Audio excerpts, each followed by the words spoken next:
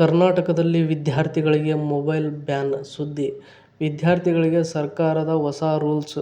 ಈ ವಿಡಿಯೋದಲ್ಲಿ ಈ ಸುದ್ದಿಯ ಬಗ್ಗೆ ನಾವು ತಿಳಿದುಕೊಳ್ಳೋಣ. ಮಿಸ್ ಮಾಡದೆ ಈ ವಿಡಿಯೋವನ್ನು ನೋಡಿ ಮತ್ತು ನಿಮಗೆ ಯಾವ ಉದ್ಯೋಗದ ಬಗ್ಗೆ ಮಾಹಿತಿ ಬೇಕು ಎಂಬುದನ್ನು ಕಮೆಂಟ್ ಬಾಕ್ಸ್ನಲ್ಲಿ ಕಮೆಂಟ್ ಮಾಡಿ. ಹಾಗೆ ಇಷ್ಟ ಆದರೆ ಸಬ್ಸ್ಕ್ರೈಬ್ ಮಾಡಿ.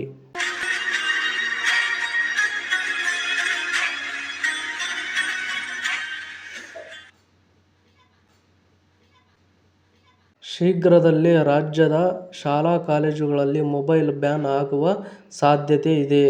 ಈ ಬಗ್ಗೆ ಸಿಎಂ ಸಿದ್ದರಾಮಯ್ಯ ವಿವಿಗಳ ಪ್ರಗತಿ ಪರಿಶೀಲನಾ ಸಭೆಯಲ್ಲಿ ಸುಳಿವು ನೀಡಿದ್ದಾರೆ.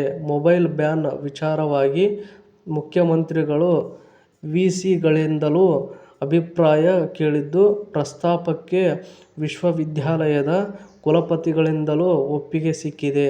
16 ವರ್ಷದೊಳಗಿನ ವಿದ್ಯಾರ್ಥಿಗಳಿಗೆ ಮೊಬೈಲ್ ಬಳಕೆಗೆ ಕಡಿವಾಣ ಹಾಕಬೇಕಿದ್ದು, ಆಸ್ಟ್ರೇಲಿಯಾ ಸೇರಿ ಅನೇಕ ದೇಶಗಳಲ್ಲಿ ಈ ನಿಯಮ ಮಾಡಿದ್ದಾರೆ. ಸೋಷಿಯಲ್ ಮೀಡಿಯಾಗಳಿಂದ ವಿದ್ಯಾರ್ಥಿಗಳು ಹಾಳಾಗುತ್ತಿರುವ ಆರೋಪ ಹಿನ್ನೆಲೆ ವಿದ್ಯಾರ್ಥಿಗಳ ಮೊಬೈಲ್ ಬಳಕೆ ನಿಷೇಧಕ್ಕೆ ಚಿಂತನೆ ಇದೆ ಎನ್ನಲಾಗಿದೆ. ಇನ್ನು ನೆಕ್ಸ್ಟ್ ನಾವು ನೋಡುವುದಾದರೆ, ವಿವಿ ಕ್ಯಾಂಪಸ್ಗಳನ್ನು ಡ್ರಗ್ಸ್ ಮುಕ್ತ ಮಾಡಲು ಸೂಚನೆ.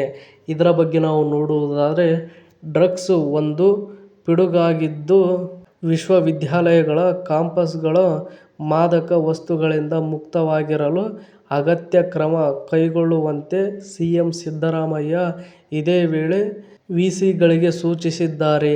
ಇನ್ನು ನೆಕ್ಸ್ಟ್ ನಾವು ನೋಡುವುದಾದರೆ, ಕಾಲೇಜುಗಳಲ್ಲಿ ಚುನಾವಣೆಗೆ ವಿರೋಧ. ಇದರ ಬಗ್ಗೆ ನಾವು ನೋಡುವುದಾದರೆ, ಸ್ಟೂಡೆಂಟ್ ಎಲೆಕ್ಷನ್ ಬಗ್ಗೆಯೂ ಸಿಎಂ ಸಿದ್ದರಾಮಯ್ಯ ಸುಳಿವು ನೀಡಿದ್ದಾರೆ. ವಿದ್ಯಾರ್ಥಿ ಚುನಾವಣೆ ಮಾಡುವ ಬಗ್ಗೆ ಚಿಂತನೆ ಮಾಡುತ್ತಿದ್ದೇವೆ. ನಮ್ಮ ಕಾಲದಲ್ಲಿ ಚುನಾವಣೆ ಇತ್ತು. ನಾವು ಅಲ್ಲಿಂದಲೇ ಬಂದಿರುವುದು. ಹೀಗಾಗಿ ಷರತ್ತುಗಳನ್ನು ಹಾಕಿ ಚುನಾವಣೆಗೆ ಅವಕಾಶ ಕೊಡಲು ಚಿಂತನೆ ಇದೆ. ಚುನಾವಣೆ ಆಗದಿದ್ದರೆ ವಿದ್ಯಾರ್ಥಿಗಳು ನಾಯಕರಾಗಿ ಹೇಗೆ ಬೆಳೆಯುವುದು? ಭಾರತದಲ್ಲಿ ವಿದ್ಯಾರ್ಥಿ ನಾಯಕರು ಇಲ್ಲವೇ ಇಲ್ಲ ಎಂದ ಸಿಎಂ ಈ ಬಗ್ಗೆ ಸಲಹೆ ಕೊಡುವಂತೆ ವಿಸಿಗಳಿಗೆ ಸೂಚಿಸಿದ್ದಾರೆ.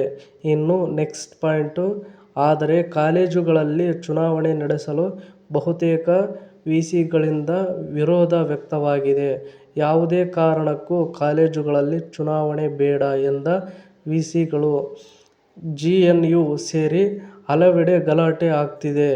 ಈಗ ಪಕ್ಷಾತೀತವಾಗಿ ಚುನಾವಣೆಗಳು ನಡೆಯುವುದು ಕಷ್ಟ.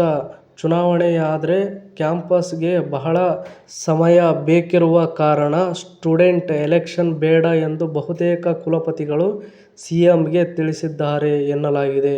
ಇನ್ನು ಇದೇ ತರಹದ ಮತ್ತಷ್ಟು ಸುದ್ದಿಗಳನ್ನು ಓದಲು ನಿಮ್ಮ ಜಾಬ್ಸ್ ಅಂಡ್ ಎಜುಕೇಷನ್ ಅಪ್ಡೇಟ್ ಚಾನಲ್ಗೆ ಸಬ್ಸ್ಕ್ರೈಬ್ ಆಗಿ. ಈ ವಿಡಿಯೋ ನೋಡುತ್ತಿರುವವರು ಇನ್ನೂ ಯಾರು ಸಬ್ಸ್ಕ್ರೈಬ್ ಆಗಿಲ್ವೋ ಪ್ಲೀಸ್ ಎಲ್ಲರೂ ಸಬ್ಸ್ಕ್ರೈಬ್ ಆಗಿ. ಮತ್ತು ಈ ಅಪ್ಡೇಟ್ ಬಗ್ಗೆ ನಿಮ್ಮ ಅಭಿಪ್ರಾಯ ಏನೆಂದು ಕಮೆಂಟ್ ಬಾಕ್ಸ್ನಲ್ಲಿ ತಿಳಿಸಿ. ಹಾಗೆ ಇಷ್ಟ ಆದರೆ ಸಬ್ಸ್ಕ್ರೈಬ್ ಮಾಡಿ, ಸಪೋರ್ಟ್ ಮಾಡಿ.